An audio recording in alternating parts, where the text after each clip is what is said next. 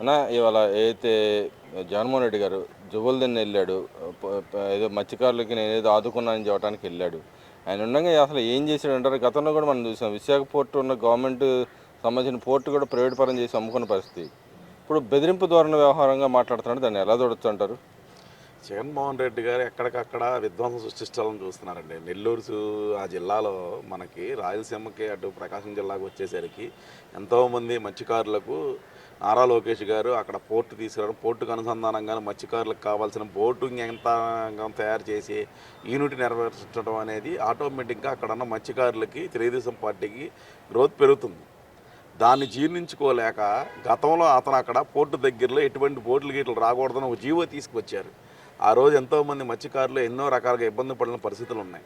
ఇవాళ మీరు వాస్తవంగా ఒక మాజీ ముఖ్యమంత్రి ఒక సభ పెడితే వెళ్తుంటే అక్కడ ఉన్నటువంటి మత్స్యకారులకు సంబంధించినటువంటి గ్రామాలలో ఎవరు కూడా వెళ్ళకూడదు అని ఏకగ్రీవంగా గ్రామాల్లో వాళ్ళు తీర్మానం చేసుకున్నారంటే ఆ మత్స్యకారులు ఏ రకంగా ఇబ్బంది పెట్టాడనేది మనం ఆలోచించాలి. అలాగా ఇబ్బంది పెట్టబట్టే కదా మత్స్యకారులు ఇవాళ ఎవరు కూడా వెళ్ళకూడదని వాళ్ళు ఒక నిర్ణయం తీసుకున్నారు. అతను ఇవాళ వెళ్ళి ఎన్ని మాయ మాటలు చెప్పినా ఎన్ని ఇది చెప్పినా కానీ ప్రజలు నమ్మే పరిస్థితిలో లేరు.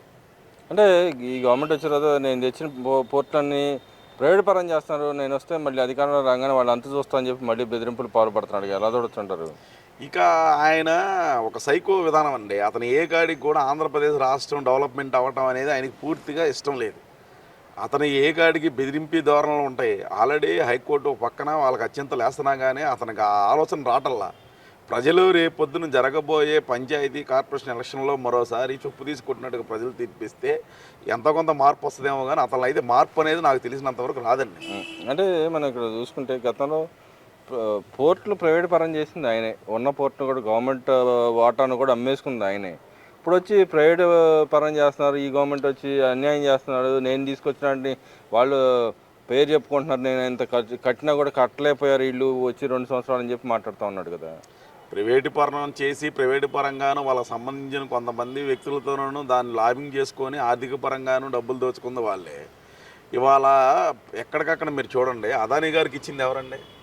జగన్మోహన్ రెడ్డి గారేగా. గత గవర్నమెంట్లో అదానీ గారికి వాళ్ళు ఇవ్వటం జరిగింది. ఇప్పుడు కొన్ని ప్రైవేట్ పోర్టులు డెవలప్మెంట్ చేయడం దగ్గరికి వచ్చేసరికి ఆటోమేటిక్గా ప్రభుత్వం కొన్ని నిర్ణయాలు తీసుకుంటుంది.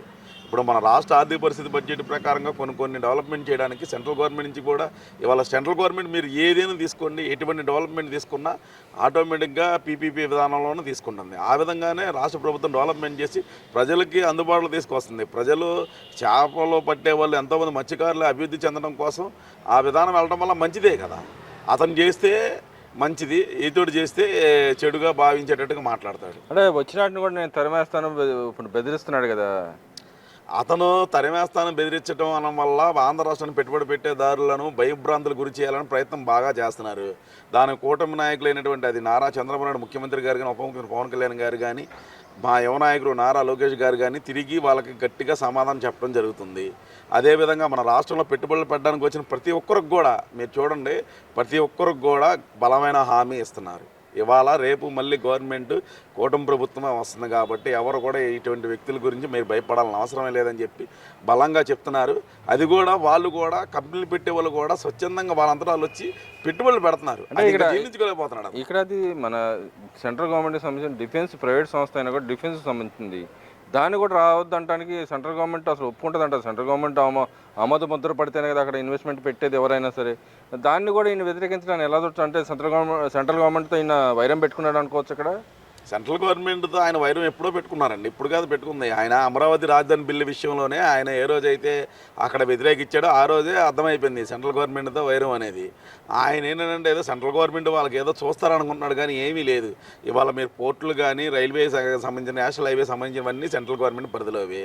అవి రాష్ట్ర ప్రభుత్వం సెంట్రల్ గవర్నమెంట్ పరిధిలో రెండు కలిపి వాళ్ళు ఒక రూట్ మ్యాప్ చేసుకుని డెవలప్మెంట్ చేయడం జరిగింది. ఆ అవగాహన కూడా లేని వ్యక్తి మాజీ ముఖ్యమంత్రి జగన్మోహన్ రెడ్డి వాళ్ళ పులివెందుల ఎమ్మెల్యేగా మిగిలిపోయాడు. మరి వాళ్ళు చూస్తే ఆయన పిఏని అరెస్ట్ చేయడం జరిగింది. దాన్ని కూడా ఏదో కక్ష సాధింపు చేస్తున్నారు చంద్రబాబు నాయుడు, పవన్, లోకేష్ అని చెప్పి మాట్లాడుతూ ఉన్నారు. ఎలా చూడదు? కక్ష సాధింపులు చేయటం అని అంటే 2 సంవత్సరాల నుంచి ఇప్పుడు అధికారంలోకి వచ్చిన కాంచి ఏ రోజు కూడా వాళ్ళు ఎన్ని రకాలుగా పోస్టులు పెట్టి ఎన్ని రకాలుగా గతంలో విమర్శించినా కానీ ఎక్కడ కూడా ఎటువంటి యాక్షన్ తీసుకోలేదనండి. ఇవాళ హైకోర్టు జడ్జిలను కూడా గతంలో వాళ్ళు విమర్శించిన దానికి ఇప్పుడు జరుగుతున్న పరిణామాలకి రాష్ట్రంలో విధ్వంసం జరుగుతున్న పరిస్థితులను బట్టి హైకోర్టు జడ్జి గారు తీర్పిచ్చారు. ఏమని? ఈ సోషల్ మీడియాని పోలీస్ శాఖ వరకు కంట్రోల్ చేయలేకపోతుంది, ప్రభుత్వం కూడా ఎందుకు చూసేసి ఉన్నట్టు ఉదారసీతతో ఉంటుందని చెప్పి గట్టిగా స్ట్రాంగ్ వార్నింగ్ ఇస్తే పోలీస్ శాఖ వారు ఎవరు చర్యలు తీసుకుంటున్నారు. దాన్ని తప్పడం పనే ఉందండి. ఇప్పుడు మీరు తప్పు చేయకపోతే మీ పిఎని ఎందుకు అరెస్ట్ చేస్తారు? మీరు సొంత చెల్లెలు పసుపు చీర కట్టుకుందంటేనే మీరు విమర్శించిన వ్యక్తులు, తల్లిని మీకు ఆస్తి విధాలు ఆమె ఆమెని విమర్శించిన వ్యక్తులు, మీ సోషల్ మీడియాలో మీకు కుటుంబ సభ్యులకి మహిళలకు కూడా గౌరవమైన నీచమైన సోషల్ మీడియా ఎవరిది ఏదైనా ఉందంటే వైసీపీ సోషల్ మీడియాలో ప్రజలందరికీ తెలిసిందే. మీరు చేసిన తప్పులకి మీ వాళ్ళు చేసిన తప్పులకి అది అరెస్ట్ చేయడం చట్ట ప్రకారం వెళ్తున్నారుగా. అక్కడెక్కడా చట్ట ప్రకారం ఉల్లంఘించి లేదుగా. హైకోర్టు చెప్పింది చట్ట ప్రకారంగా అధికారులు అరెస్ట్ చేశారు. దాన్ని తప్పటం అవసరమే లేదే. అంటే ఇక్కడ ఎవరైతే ఉన్నాడో శ్రీహరి ఆయన గతంలో కూడా కొన్ని పోస్టులు చేసిన వ్యవహారం మనం చూసాం.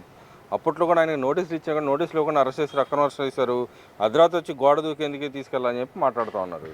అక్రమ అరెస్టులు ఏమీ చేయలేదండి. నోటీసులు ఇవ్వడం అనేది ప్రాసెస్ ప్రకారంగా అన్నీ జరుగుతూ ఉన్నాయి.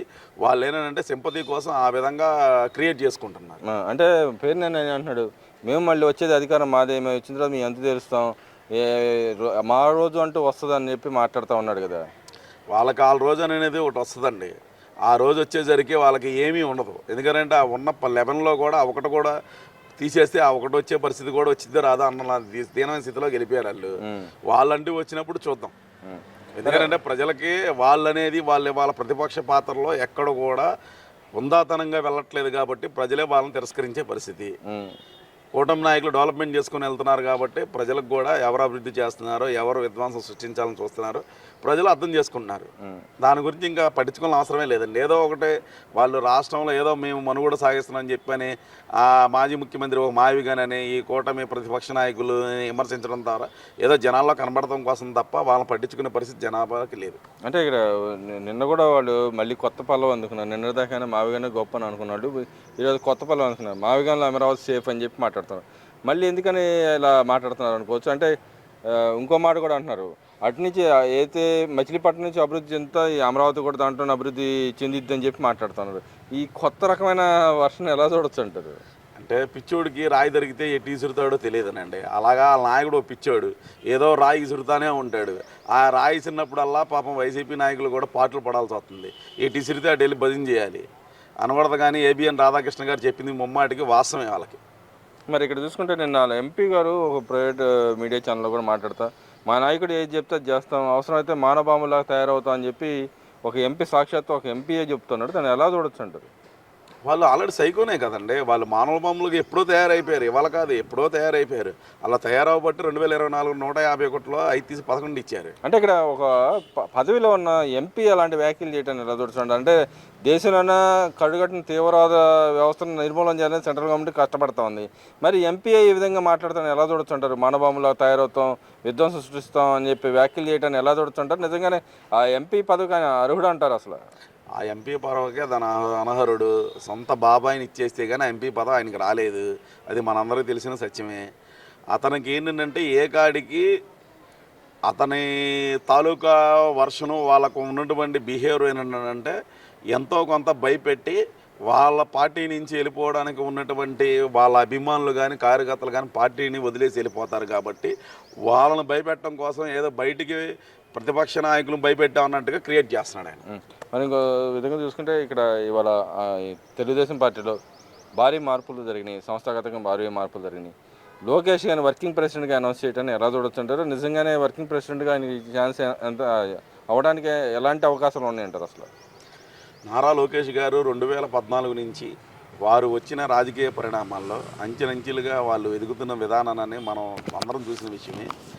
ఏదైతే ప్రతిపక్ష నాయకులు ఆయన విమర్శించారో వాళ్ళకి చెప్పు తీసి కొట్టేటట్టుగా, వాళ్ళకి ధీటుగా ఆ రోజు యువకాలం అనే పాదయాత్రతో నారా లోకేష్ గారు ఏ విధంగా ఆంధ్ర రాష్ట్రంలో ఉన్నటువంటి అన్ని సమాజ వర్గాల వారిని అందరినీ, కార్మికులు, కర్షకులు అందరినీ కలుసుకొని వారి సమస్యలన్నిటిని ఒక క్రోడీకరించుకొని అతను 2024 ఎలక్షన్కి వెళ్ళేటప్పుడు ఒక మేనిఫెస్టో తయారు చేయడం జరిగింది. ఆ మేనిఫెస్టో తయారు చేసి అధికారంలోకి వచ్చిన తర్వాత అన్ని రకాలుగా అందరినీ సమానంగా చూసే విధానంలో, పరిపాలన భాగంలో వెళ్ళే విధానంలో కానీ, పార్టీని సమకూలగతంగాను అందరినీ దగ్గర చేసుకొని అందరినీ సమన్వయపరుచుకొని వెళ్ళే విధానంలో ఇవాళ నెంబర్ 1 స్థాయిలో ఉన్నారండి నారా లోకేష్ గారు.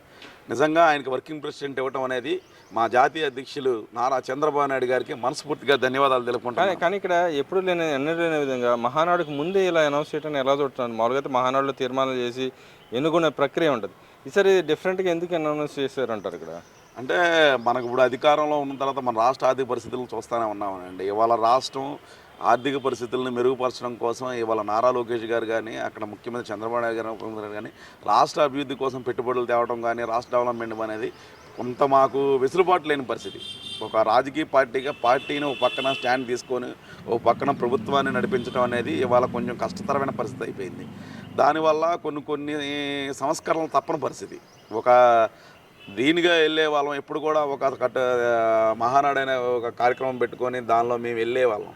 కానీ అంటే ఇప్పుడు జరుగుతున్న పరిణామాల రీత్యా కొన్ని ఒడిదుడుకుల వల్ల ఈరోజు అలా నిర్ణయం తీసుకోవడం తప్ప దీనిలో ఎటువంటిది ఏమీ లేదు. ఏంటంటే పార్టీలో కొంచెం ఏంటంటే ఇవాళ రాష్ట్రంలో చూస్తూనే ఉన్నాం, ప్రతిపక్ష వాళ్ళు ఎన్ని రకాలుగా మనల్ని మన డెవలప్మెంట్ చేస్తుంటే ఇబ్బందులు కలిగిస్తూ ఉన్నారు. ముందు ప్రజలకి రాష్ట్ర ప్రభుత్వం మంచి చేయాలనే ఆ డెవలప్మెంట్ చేసే క్రమంలో వెళ్తాం వల్ల పార్టీలో కొంచెం ఈ విధంగాను కూడా కొంచెం పార్టీని కూడా స్పీడ్ చేసుకోవాలి కాబట్టి వెళ్తాం జరిగింది.